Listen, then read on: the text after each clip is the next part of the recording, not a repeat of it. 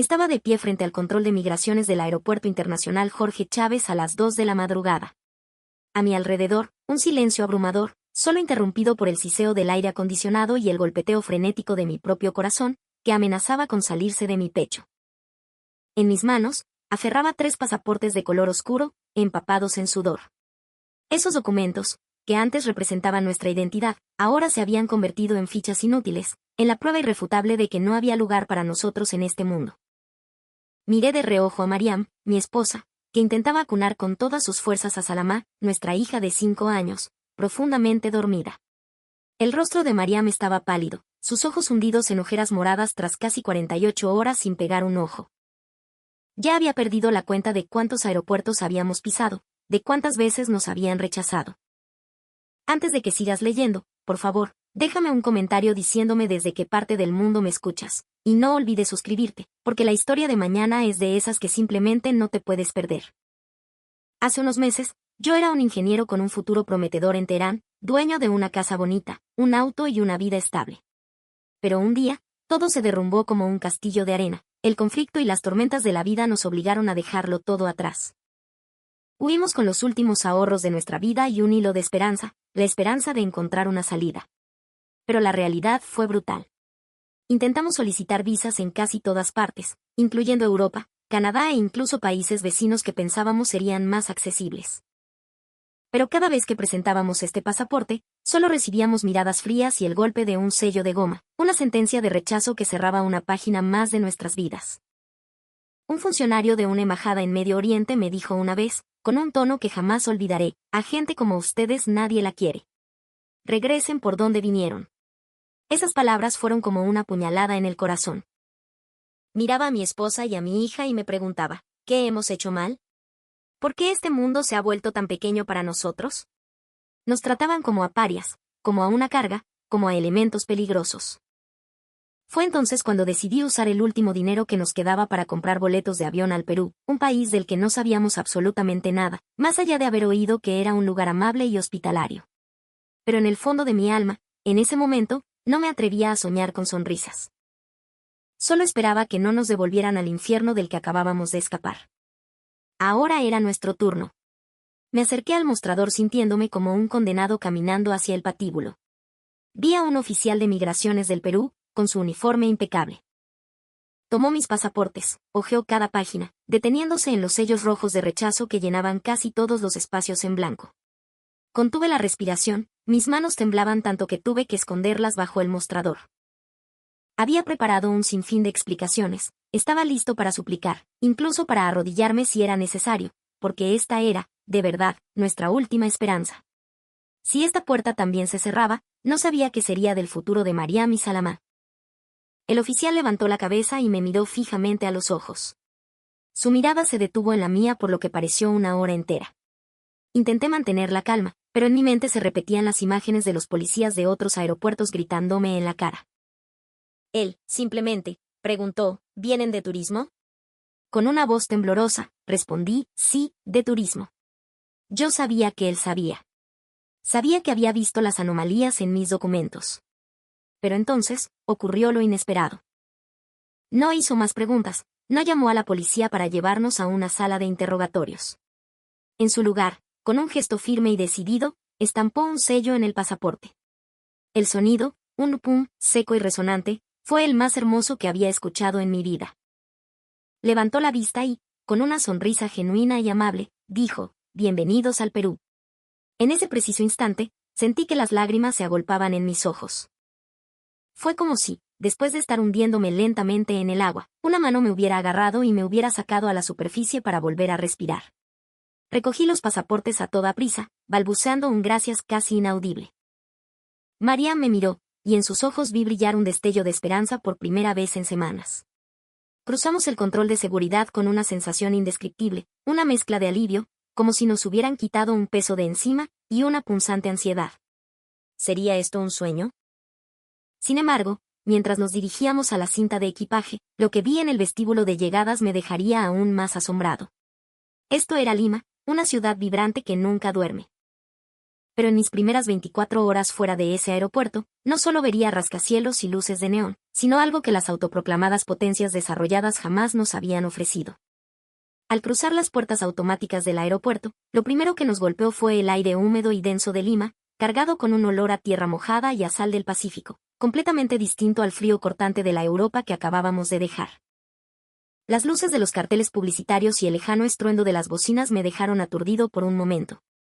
Apreté las correas de mi mochila, agarrando con una mano la de Mariam, mientras Salamá dormía plácidamente sobre nuestro pequeño carrito de equipaje. No teníamos mapa, ni reserva de hotel.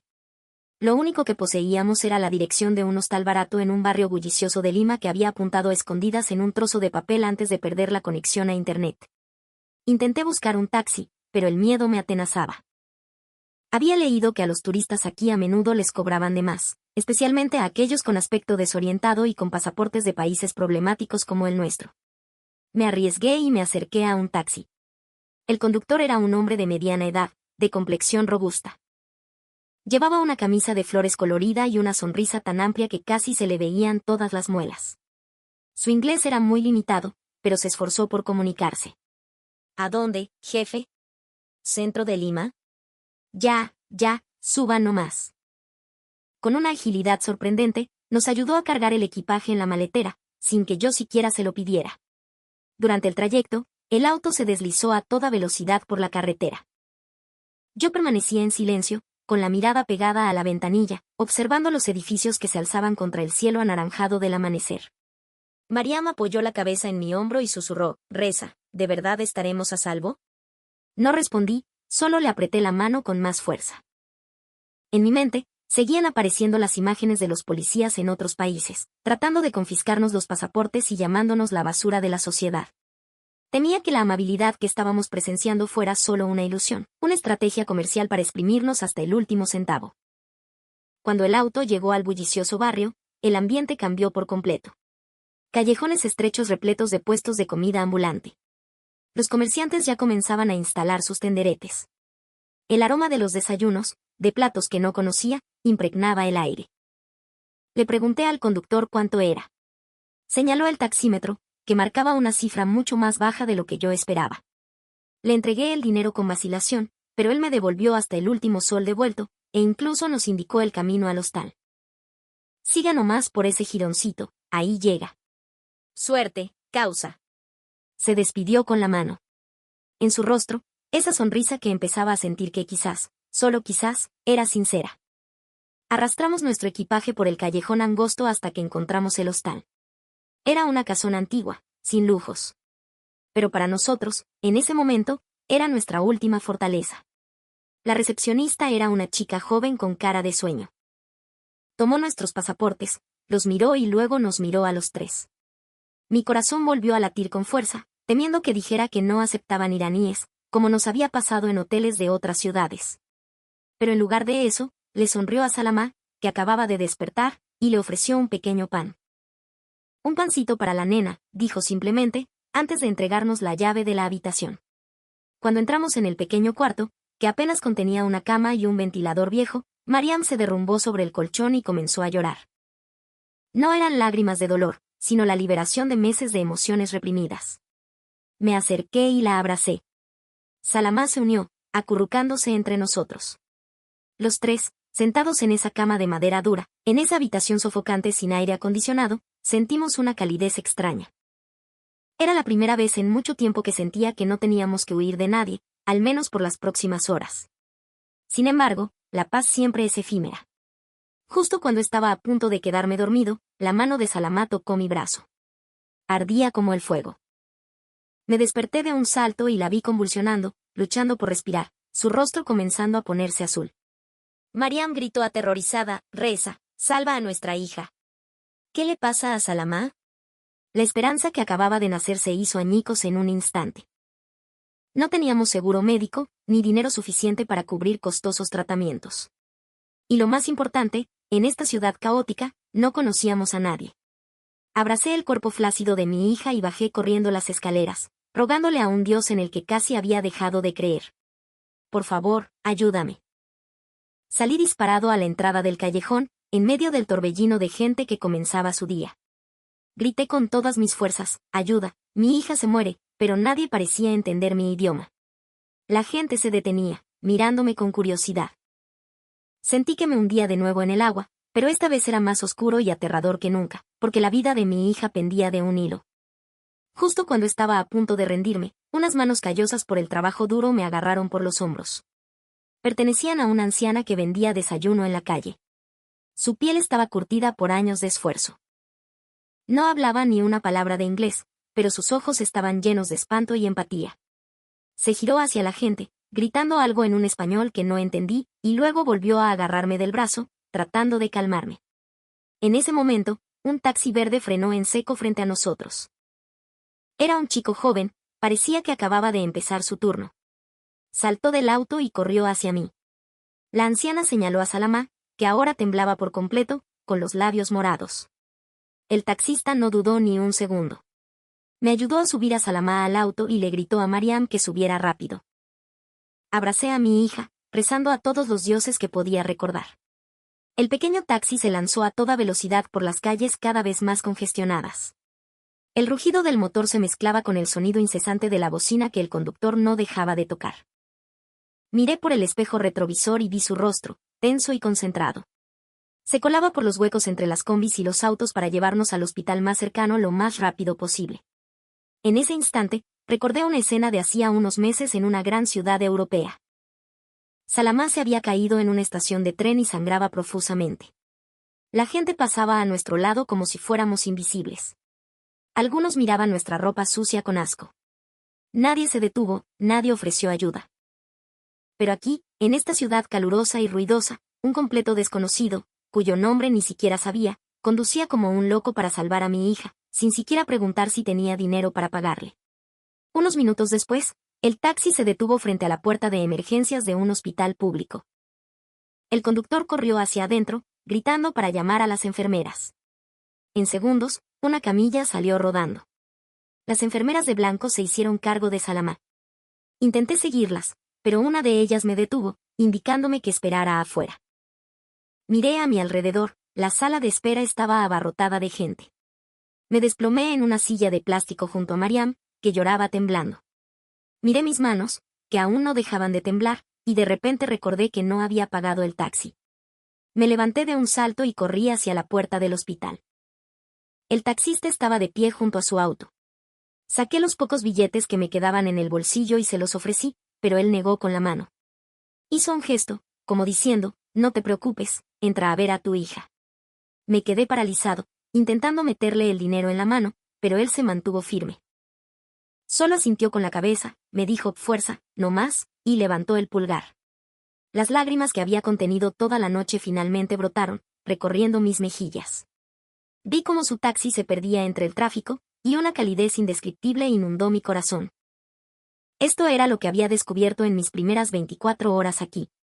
En este país que muchos consideran en vías de desarrollo, caótico y desorganizado, poseían algo que yo había anhelado a lo largo de miles de kilómetros, una humanidad que no se limita por raza, nacionalidad o idioma.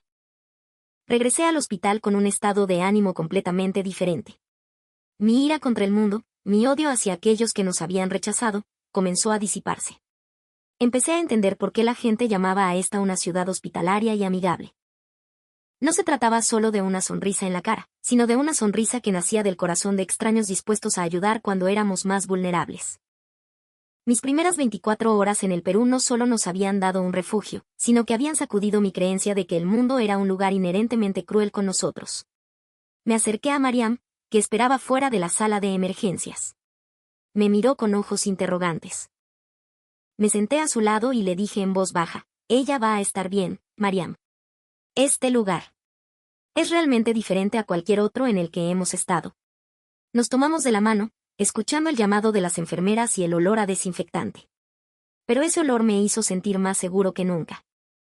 La verdad que había presenciado en mi primer día era tan asombrosa y significativa que empecé a sospechar que quizás Dios no nos había abandonado, sino que finalmente nos había guiado al lugar correcto. Miraba fijamente el reloj de pared en la sala de espera del hospital. El segundero avanzaba con una lentitud exasperante, como si se burlara de mí. Ni el olor a alcohol ni el constante ir y venir de las enfermeras lograban calmarme. Mariam estaba a mi lado, sus manos heladas y temblorosas. No decíamos nada, pero ambos sabíamos que dos tormentas nos acechaban. La primera era la enfermedad de Salamá. La segunda, la factura que estábamos a punto de enfrentar. Metí la mano en el bolsillo, tocando el poco dinero que nos quedaba. Era lo último que teníamos para sobrevivir. ¿Cuántos días nos permitiría aguantar en este país? En otras naciones, si no tenías dinero o un seguro médico internacional, ni siquiera te miraban. En algunos lugares, te dejarían morir en la puerta si no podías pagar. Pasó casi una hora cuando la puerta de emergencia se abrió. Un médico de mediana edad, de aspecto joven, con bata blanca, se acercó a nosotros. Llevaba unas gafas gruesas y parecía cansado, pero su mirada era increíblemente amable. Me levanté de un salto, balbuceando en una mezcla de inglés y gestos. El médico asintió, sonriendo levemente. Nos dijo que Salamá estaba fuera de peligro. Tenía una infección respiratoria grave, agravada por la deshidratación y la falta de sueño.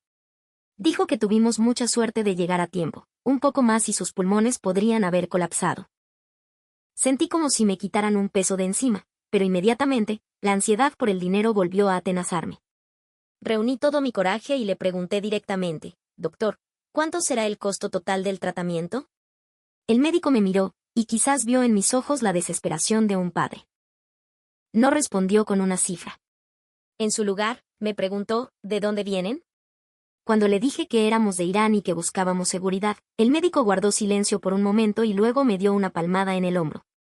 Me indicó que fuera al mostrador de finanzas para hacer el trámite. Caminé hacia allí temblando, calculando mentalmente una cifra que podría ascender a millones de soles, lo que significaría que no tendríamos ni para la próxima comida. Pero cuando la empleada me entregó la factura, casi no pude creer lo que veía. La cantidad era incluso menor que el costo de una cena en Europa. La empleada me explicó que el médico había ayudado a tramitar una exoneración de costos por tratarse de una emergencia y porque éramos turistas en apuros. Me quedé petrificado frente al mostrador, las lágrimas brotaron sin control. El shock esta vez fue más fuerte que nunca, no por la crueldad, sino por una compasión que jamás había experimentado. Durante meses, nos habían tratado como criminales solo por nuestra nacionalidad, privándonos de derechos básicos. Pero aquí, en este hospital público abarrotado de Lima, nos veían como seres humanos, tan valiosos como cualquier otro. Volví con Mariam y le conté sobre el costo. Lloraba de alegría. Nos abrazamos allí mismo. La gente a nuestro alrededor nos miraba con curiosidad, pero nadie con desprecio. Después de que Salamá descansara y recibiera tratamiento con un nebulizador, su estado mejoró. El médico nos dio permiso para llevarla de vuelta al hostal. Con mi pequeña hija en brazos, salimos del hospital al atardecer. El sol de Lima todavía era intenso, el aire pesado y caliente, pero en mi corazón sentía un frescor indescriptible. Nos detuvimos en un puesto de comida frente al hospital. El aroma del arroz chaufa era tan intenso que me hizo sentir un hambre voraz.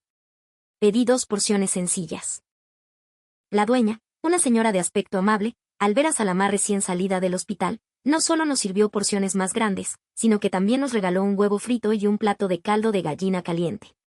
Dijo que era para que la niña se recuperara pronto. Aunque no entendí todas sus palabras, el gesto de su mano fue más elocuente que cualquier idioma. Mientras comíamos sentados en una banca bajo un árbol, empecé a notar cosas que antes no había visto.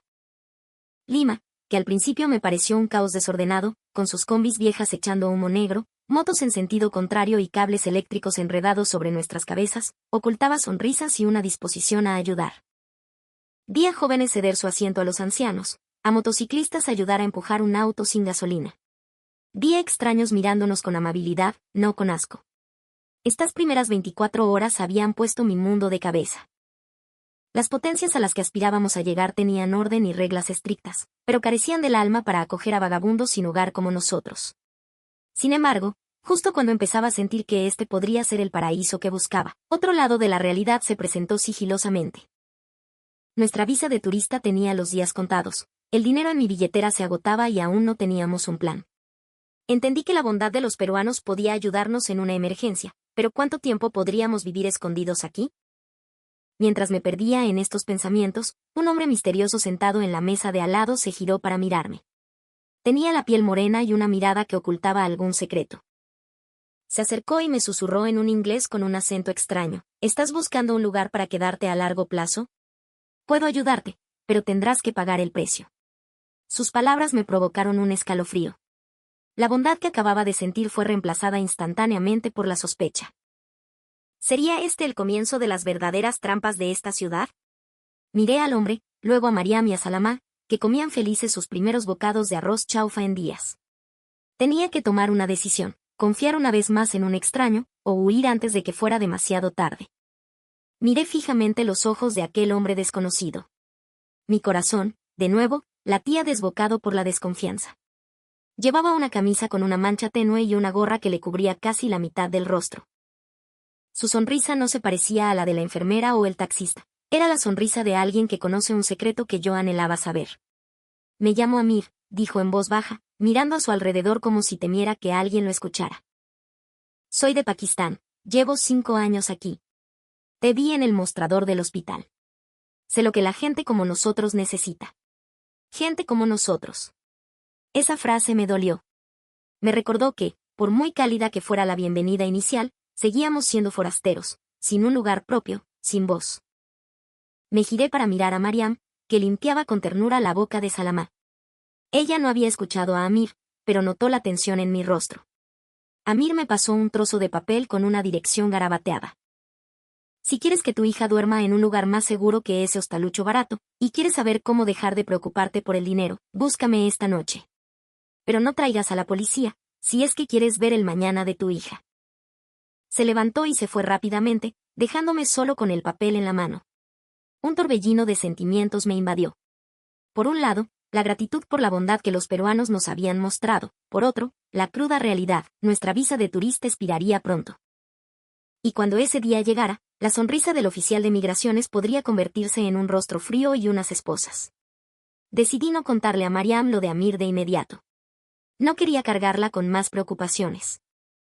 Esa noche, mientras ella y Salamá dormían profundamente, agotadas, en nuestra pequeña habitación, salí a hurtadillas. La noche limeña no era silenciosa como imaginaba, las luces de las bodegas y el ruido de las mototaxis seguían resonando. Tomé un taxi y le mostré al conductor la dirección que Amir me había dado. El auto se adentró en un barrio más complejo y deteriorado que el centro histórico. Las calles se estrechaban, convirtiéndose en callejones llenos de charcos y un olor a humedad. Casonas viejas y desvencijadas. Desde las ventanas, se oían conversaciones que no entendía, árabe, birmano e incluso idiomas que sonaban africanos. Este era el rostro de Lima que los turistas nunca verían, un mundo paralelo oculto a la sombra de los grandes edificios. Siguiendo la dirección, llegué a una casona en ruinas de 5 pisos. Amir me esperaba frente a una vieja puerta de madera. Asintió y me guió hasta la azotea. Un olor penetrante a especia se mezclaba con el sudor de una multitud hacinada en un espacio reducido. Cuando abrió una puerta, casi me quedé sin aliento. En una habitación del tamaño de un almacén, casi 10 personas dormían juntas, niños, ancianos y jóvenes. Eran de diferentes nacionalidades, pero todos compartían la misma mirada oscura y temerosa. Amir señaló un rincón. Aquí es donde vivimos los que somos como nosotros. Se alquila por semana, más barato que un hostal. Y lo más importante, aquí nadie revisa tu pasaporte. Vi a un niño acurrucado en una lona vieja. Tenía la edad de Salamá, la cara sucia y parecía desnutrido. La calidez que había sentido en el hospital se desvaneció al instante. Amir comenzó a hablar de documentos falsos y promesas de ayudar a escapar a un tercer país, pero a precios tan exorbitantes que me hicieron temblar. Si no tienes dinero, tendrás que trabajar para ellos, dijo con una voz monótona pero aterradora. Son trabajos que los peruanos no quieren hacer, trabajos en los que te pueden atrapar en cualquier momento. Pero es la única forma de sobrevivir para gente como nosotros. Empecé a darme cuenta de que la bondad del taxista o de la vendedora era solo la hermosa fachada de este país. Pero debajo de esa fachada, había una trampa oscura y sin fondo esperando para devorar a los desesperados como nosotros. Salí de ese edificio con el corazón más pesado que nunca. El viento nocturno me golpeaba la cara, pero no lograba refrescarme. Caminé por una calle solitaria, pensando en Salamá, que dormía plácidamente en el hostal. ¿Sabría ella que su padre la estaba llevando a una nueva jaula? Justo cuando iba a cruzar la calle, vi pasar un patrullero de la PNP con las luces encendidas. Mi corazón se hundió. Me escondí rápidamente en un costado, agachando la cabeza. El miedo que creí haber superado me envolvió de nuevo. Pero, extrañamente, el patrullero no se detuvo para revisarme. En cambio, se detuvo para ayudar a una anciana a cruzar la calle.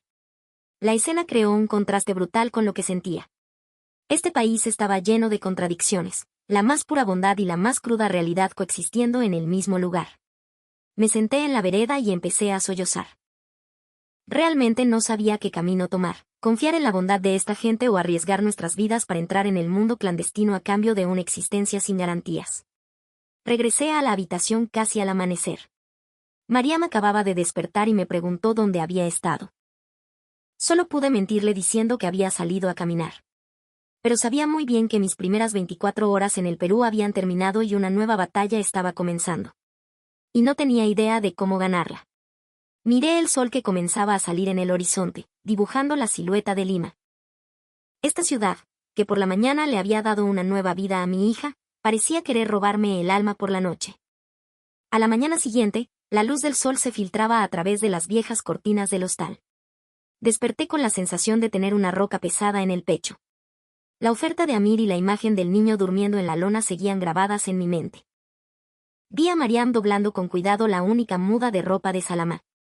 Vi el rostro de mi hija, que volvía a sonreír y corría alrededor de la estrecha cama. Mariam me preguntó con una voz llena de esperanza: Reza, ¿a dónde iremos hoy? Forcé una sonrisa y le dije que saldríamos a caminar, a explorar la ciudad. Salimos del bullicioso centro histórico. Traté de mantenerlos alejados de las avenidas principales, porque cada vez que veía un uniforme de policía, mi corazón se desbocaba. Caminamos por callejones pequeños, llenos de bodegas y casas de vecinos. Noté algo que me dejó asombrado una y otra vez. Muchas tiendas tenían pequeños armarios de madera o vitrinas afuera, con letreros que decían pan solidario, olla común o comparte con amor. Vi a gente dejar arroz, fideos y agua embotellada en los armarios y marcharse sin esperar nada a cambio. Y lo más sorprendente fue ver a personas verdaderamente necesitadas acercarse, tomar solo una o dos cosas, lo suficiente para pasar el día, y luego hacer una reverencia de agradecimiento al armario vacío. Esta escena conmovió profundamente mi alma. En las potencias a las que habíamos aspirado a llegar, había visto largas filas de gente esperando comida gratis, con reglas estrictas e inspecciones humillantes. Vi a la gente mirar a los pobres con desprecio, como si fueran basura. Pero aquí, la generosidad se exhibía en la calle. Cualquiera que lo necesitara podía tomarlo, sin vigilancia. Mira, Reza, susurró Mariam. Señaló un armario donde una niña sacaba un paquete de galletas y amablemente se lo ofrecía a Salamá. Salamá me miró pidiendo permiso. Cuando asentí, aceptó el paquete con la sonrisa más radiante que le había visto en meses. Las lágrimas casi volvieron a brotar. Esta simple bondad era tan poderosa que comencé a preguntarme si realmente quería renunciar a todo esto para entrar en el oscuro mundo de Amir. Sin embargo, la realidad me dio una bofetada. Al pasar por una comisaría local, vi a la policía revisando los documentos de un grupo de hombres que parecían trabajadores extranjeros. El pánico se apoderó de mí. Agarré a Mariam del brazo, levanté a Salamá y me metí en el primer callejón que encontré. Sabía muy bien que si nos atrapaban ahora, todo habría terminado. Nos deportarían de vuelta al lugar del que habíamos huido. La bondad de la gente no podía cambiar las frías leyes. Empecé a sentir que nuestras vidas eran como caminar sobre una cuerda floja en un precipicio, a un lado, la cálida compasión, al otro, la aterradora realidad. Llegamos a una antigua iglesia católica. Adentro, bajo árboles centenarios, el aire era increíblemente tranquilo. Llevé a mi familia a descansar bajo un gran árbol cerca de un patio. Un sacerdote se acercó. Se detuvo y nos miró a los tres. Me puse tenso, listo para irnos. Pero en su lugar, llamó a un feligrés que ayudaba en la iglesia y le pidió que nos trajera agua y algo de comer. No nos preguntó quiénes éramos, de dónde veníamos ni cuál era nuestra religión. Solo sonrió amablemente y se fue en silencio. Miré la comida en mis manos, luego a Mariam. Mariam, ¿cuánto tiempo crees que podemos quedarnos aquí?, le pregunté finalmente. Mariam me miró profundamente. No lo sé, Reza. Pero en las últimas 24 horas, he vuelto a sentirme humana. No me importa lo que pase mañana, pero aquí siento que el mundo todavía tiene espacio para que respiremos. Sus palabras fueron como un martillazo a mi indecisión. Empecé a entender que lo que más me asombraba de Lima no era su desarrollo o su tecnología, sino la generosidad de su gente, lo suficientemente grande como para acoger temporalmente nuestro dolor. Pero justo cuando estaba a punto de rechazar la oferta de Amir, sonó el teléfono que él me había dado. Lo saqué temblando. Un breve mensaje apareció en la pantalla: la policía hará una redada en tu zona esta noche. Si sigues ahí, no escaparás. Ven a buscarme rápido. Mi corazón se detuvo. La paz que acababa de encontrar se desvaneció como una ilusión. El viento fresco de la iglesia se convirtió en un frío glacial que me calaba los huesos. Miré a Mariam y a Salamá, que miraban felices a las palomas en el patio. Supe que el tiempo de decidir había terminado. Tenía que hacerlos huir de nuevo. Pero esta vez, ¿huiríamos hacia la luz o nos hundiríamos más en la oscuridad del mundo clandestino? Me levanté de un salto y le dije a Mariam: tenemos que irnos de aquí, ahora mismo. En sus ojos, vi de nuevo la duda y el miedo, y eso fue lo que más me dolió. Mis primeras 24 horas en el Perú terminarían pagando el precio más alto: darme cuenta de que incluso en la tierra más compasiva del mundo, la seguridad para gente como nosotros seguía siendo un lujo. Corrí de vuelta al hostal, con el corazón latiendo como un tambor de guerra, mi mente llena de imágenes de patrulleros y celdas frías. Apresuré a Mariam para que empacara nuestras casi inexistentes pertenencias. ¿Qué pasa, Reza? ¿A dónde vamos?, preguntó con voz temblorosa, abrazando a Salamá. No respondí, solo le dije que me siguiera. Bajamos en silencio las crujientes escaleras de madera. Pero al llegar al primer piso, vi a la dueña del hostal esperándonos. No sostenía un teléfono para llamar a la policía, como yo temía. En su lugar, nos entregó una bolsa de plástico con cajas de leche y pan. Tomen, para el camino. Que les vaya bien, dijo en voz baja, mirando a Salamá con compasión. Solo pude asentir en agradecimiento antes de desaparecer con mi familia en la oscuridad del callejón. Llegamos al punto de encuentro que Amir había indicado, un viejo almacén abandonado junto al río Rímac. La pálida luz de un farol dibujaba la silueta de Amir, que esperaba fumando. Al vernos, esbozó una sonrisa que me heló la sangre.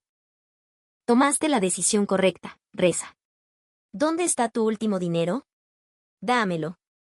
El bote los llevará a un lugar donde nadie los encontrará. Metí la mano en el bolsillo, tocando el dinero empapado en sudor y lágrimas. Pero en ese momento, las sirenas de la policía resonaron desde la entrada del callejón. El rostro de Amir se descompuso. Maldita sea. Llegaron más rápido de lo que pensaba. Dame el dinero, rápido, me gritó, intentando arrebatarme la billetera. Justo cuando el caos estaba a punto de estallar, la luz cegadora de una linterna barrió el almacén. ¡Alto ahí!, gritó una voz firme en español. Amir no lo dudó. Me empujó al suelo y huyó hacia la oscuridad, dejándonos a los tres solos. Mariam gritó, abrazando a Salamá. Cerré los ojos, preparándome para aceptar el inevitable destino. 24 horas en el Perú, ¿terminarían en un fracaso tan rotundo? Pero lo que sucedió a continuación me sorprendió más que ser arrestado. No hubo esposas, no hubo gritos. Un oficial de policía se acercó lentamente. Guardó su arma y levantó las manos, indicándonos que nos calmáramos. Habló en un inglés entrecortado pero claro: no venimos a arrestarlos a ustedes. Llevamos tiempo persiguiendo a Amir. Es un traficante de personas, se aprovecha de los extranjeros. Me quedé paralizado, mi mente era un caos. ¿Y nosotros? ¿Nos van a deportar?, pregunté con voz ronca. El oficial miró a Salamá, que lloraba llena de miedo. Luego hizo algo que nunca había visto hacer a ningún policía en el mundo. Se arrodilló frente a mi hija, sacó una pequeña muñeca de trapo de su bolsillo y se la entregó. Tranquila, pequeña. Ya estás a salvo. Se giró hacia mí y continuó: tenemos organizaciones que brindan apoyo humanitario a refugiados. Puede que hayas infringido una ley de visado, pero no eres un criminal. Esta noche, descansen en la comisaría, hay camas limpias. Mañana hablaremos. Me derrumbé en el suelo polvoriento de la comisaría, las lágrimas caían en silencio. Este fue el shock más grande de mi vida. Toda mi vida me habían enseñado a temer a los uniformes, a que los extraños eran enemigos, me habían inculcado que no merecíamos compasión. Pero aquí, en la noche más oscura de Lima, recibí calidez de las personas a las que se suponía que debía temer. Vi al oficial ayudando a Mariam a subir a una ambulancia que había llegado para revisar a Salamá de nuevo. En ese momento, me di cuenta de que el gran mundo nos había cerrado sus puertas, pero aquí, en esta pequeña tierra, no solo habían abierto una puerta, sino que habían abierto sus corazones, dándonos la bienvenida con una sinceridad que no encontramos en ningún otro lugar. Las 24 horas que pensé que serían una tragedia se habían convertido en la lección más valiosa. No se trataba de dinero o papeles, sino del aliento que habíamos recuperado. Sentado en el patrullero, que se deslizaba entre las luces de neón de Lima, miré los altos edificios y la gente que vivía su vida normal. Pero para mí, esta ciudad ya no era solo un escondite. Era un lugar que me había enseñado que la humanidad trasciende todas las fronteras. El shock que recibí hoy fue una creencia inquebrantable. Sin importar lo que pasara mañana, no nos abandonarían solos en esta tierra. La suave luz de la mañana se filtraba por la ventana de un viejo edificio convertido en un centro de acogida temporal. El aire olía a flores y a un incienso suave que provenía de un altar en un rincón. Era un aroma que me traía una paz inmensa. Abrí los ojos y me encontré en un colchón grueso y cómodo, cubierto con una manta limpia. Mariam y Salamá dormían a mi lado, sus rostros libres de cualquier rastro de miedo. Me senté, tratando de procesar todo lo que había ocurrido la noche anterior. La imagen del policía arrodillado, ofreciéndole una muñeca a mi hija, seguía viva en mi mente. Era la antítesis de todo lo que me habían enseñado sobre el poder. Salí al balcón y vi a una trabajadora social preparando bandejas de desayuno. Me vio y sonrió. «Buenos días», dijo. Me habló en un inglés suave, explicando que este era un centro de apoyo para personas vulnerables, en coordinación con organizaciones internacionales. Me entregó un folleto. No era una orden de deportación, sino un plan de apoyo inicial que incluía una nueva revisión médica para Salamá y la coordinación para tramitar nuestra situación de refugio de manera sistemática. Tomé los documentos temblando. ¿Por qué nos ayudan tanto?, pregunté finalmente, incapaz de reprimir mi escepticismo. No tenemos dinero. No somos de su país y entramos ilegalmente, sin una visa válida. La trabajadora guardó silencio por un momento y luego respondió con una frase que me dejó más atónito que nunca. Porque son seres humanos. ¿Acaso no es la responsabilidad de los seres humanos cuidarse unos a otros en los momentos más difíciles? Esa simple respuesta fue como un rayo que impactó directamente en mi corazón. Yo, que había sido un ingeniero ambicioso, que creía que el mundo se movía por intereses y riquezas, vi cómo esa creencia se desmoronaba por completo. Regresé a la habitación y vi a Mariam despierta, dándole a nuestra hija un plato de avena caliente que el personal acababa de traer. «Reza», dijo Mariam entre lágrimas, «siento que de verdad nos han dado una nueva vida». Me senté a su lado, apretando su mano. «Así es, Mariam. No solo hemos sobrevivido, hemos descubierto esta profunda humanidad». Pensé en las potencias a las que habíamos ido. Tenían sistemas de gestión superiores y beneficios lujosos, pero levantaban altos muros para alejar a gente como nosotros. Mientras tanto, el Perú, un país que parecía ruidoso, caótico y lleno de problemas, abría su corazón sin pedir nada a cambio para acoger a extraños como nosotros. Por la tarde, entró un hombre de mediana edad. No llevaba uniforme, pero inspiraba confianza. Se presentó como voluntario de una organización de apoyo a refugiados. Había venido para ayudarnos con la traducción y explicar los siguientes pasos. Nos dijo que el camino por delante podría no ser fácil, que aún tendríamos que pasar por muchos trámites legales. Pero enfatizó, aquí no estarán solos. Sus palabras me infundieron una fuerza inmensa. No era la fuerza del dinero, sino la de la hermandad sin fronteras. Salí al patio del centro de acogida y vi a muchas personas de diferentes nacionalidades. En los ojos de cada uno se veían las huellas del dolor, pero al mismo tiempo, cada uno recibía sonrisas y el cuidado de los voluntarios peruanos. Vi a peruanos ayudando a ancianos extranjeros a tomar sus medicinas, a niños jugando juntos, sin importar el idioma o el origen. Era una escena que nunca imaginé ver en mis primeras 24 horas cuando arriesgué mi vida para venir aquí. El shock inicial en el aeropuerto, el asombro ante la bondad del taxista y la emoción en el hospital, todo se fusionó en una reverencia absoluta por esta tierra. Miré mis manos. Estas manos que una vez diseñaron rascacielos en Teherán. Estas manos que una vez sostuvieron pasaportes rechazados por el mundo entero. Ahora, estas manos sostenían un vaso de agua que un voluntario peruano me había ofrecido con sinceridad. Me di cuenta de que el verdadero honor no proviene de un cargo o del dinero en una cuenta bancaria, sino de la capacidad de tender la mano y amar cuando un extraño tropieza. Las primeras 24 horas en el Perú me habían dado la lección más valiosa. Una lección que me enseñó que el poder de la humildad y la compasión trasciende todo orgullo y poder terrenal. Intenté hacer pequeñas cosas en el centro, no solo esperar ayuda.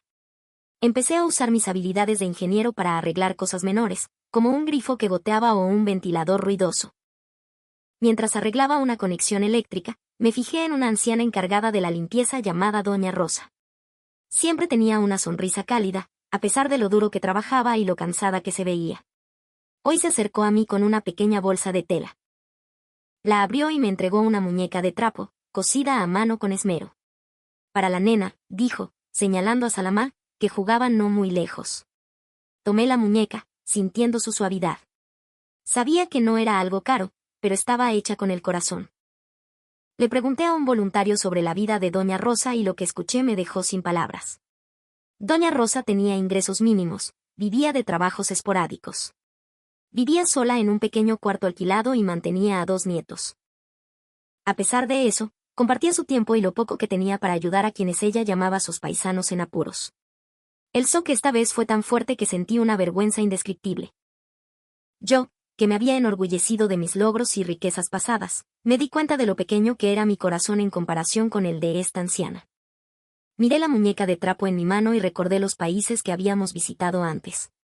Allí, llenos de gente arrogante en autos de lujo, que pasaban a nuestro lado como si fuéramos aire. Tenían todo, excepto compasión. Pero aquí, en este caluroso y ruidoso Perú, encontré una riqueza espiritual que el dinero no puede comprar. La bondad que sentí en las primeras 24 horas fue solo el comienzo. Pero hoy empecé a entender su origen. Era una creencia, ante la dificultad, todos los seres humanos son iguales, y la mayor felicidad es aliviar el dolor de los demás. Miré a Mariam. Estaba ayudando ágilmente a una enfermera voluntaria a organizar medicamentos. Ella también, sin duda, sentía que ya no éramos solo receptores. Por la tarde, tuve la oportunidad de hablar con un hombre que vivía cerca del centro. Era un oficinista que hacía de taxista para ganar un extra. Nos trajo fruta fresca de su propio jardín. A través de un intérprete, me dijo, nosotros los peruanos creemos en la reciprocidad. Si alguien llega a nuestra casa con problemas, intentamos ayudar. Algún día, si nosotros tenemos problemas, esperamos que alguien también nos ayude. Esas palabras sencillas pero profundas me hicieron llorar. Empecé a ver el mundo desde otra perspectiva. Mi arrogancia pasada fue reemplazada por la más profunda humildad. Me di cuenta de que los muros que nos habían aprisionado durante meses no estaban hechos de cemento o acero, sino del miedo y la indiferencia de la sociedad. Y aquí, esos muros estaban siendo derribados por sonrisas y por el acto de compartir. Me acerqué a Salamá y le di la muñeca de trapo. Mi hija la abrazó como si fuera el tesoro más preciado del mundo. Al ver su sonrisa, entendí que, sin importar a dónde nos llevara el futuro, sin importar cuántas pruebas legales tuviéramos que enfrentar, nunca olvidaría la sensación de ser aceptado incondicionalmente como ser humano. Las primeras 24 horas en el Perú pudieron estar llenas de pánico y eventos inesperados, pero las siguientes 24 me trajeron una verdadera paz al alma. No solo había encontrado un refugio físico, sino también un hogar para mi corazón herido. Al anochecer, mientras las luces de los rascacielos de Lima comenzaban a brillar a lo lejos, me senté junto a la ventana, mirando las estrellas. Sentí una gratitud por esta tierra que iba más allá de las palabras. Este país nos había abrazado cuando el mundo entero nos cerró las puertas. Este país me había enseñado que la grandeza no reside en la victoria, sino en tender la mano a los que han caído. Cerré los ojos y tomé una resolución. Sin importar el resultado de nuestra solicitud de asilo, dedicaría el resto de mi vida a devolver la compasión y la buena voluntad que había recibido, tal como los peruanos me lo habían enseñado en los momentos más oscuros de mi vida. El día más largo de mi vida, su última noche, estaba por terminar. De pie en el balcón del centro de acogida, contemplaba las luces parpadeantes de Lima. 24 horas antes, pensaba que era un laberinto aterrador y lleno de riesgos. Ahora, esas luces parecían estrellas que guiaban la nueva vida de mi familia. Miré mis manos. Ya no temblaban de miedo, sino que estaban llenas de esperanza y determinación. Recordé el rostro de cada peruano que había conocido desde que pisé el aeropuerto. Vi la sonrisa del oficial de migraciones en lugar de una inspección severa. Vi al taxista que condujo como un loco para salvar a mi hija sin aceptar un solo sol. Vi al médico que nos exoneró de los gastos médicos por pura humanidad. Vi a doña Rosa, cuyo corazón era más grande que cualquier riqueza que poseyera, cosiendo una muñeca para Salamá. Cada persona fue una pieza del rompecabezas que reconstruyó mi fe en la humanidad, una fe que había perdido. Yo, un ingeniero que una vez se enorgulleció de su conocimiento y estatus en Irán, ahora aprendía la lección más valiosa de la gente común de esta tierra. La verdadera riqueza es poseer un corazón que sabe compartir. Mariam se acercó al balcón. Llevaba ropa nueva que le habían regalado los voluntarios. Su rostro irradiaba una belleza que no había visto en mucho tiempo. Reza, dijo, ¿sientes lo mismo que yo? Dios no nos abandonó, nos trajo aquí para conocer a ángeles disfrazados de personas comunes. Asentí, completamente de acuerdo.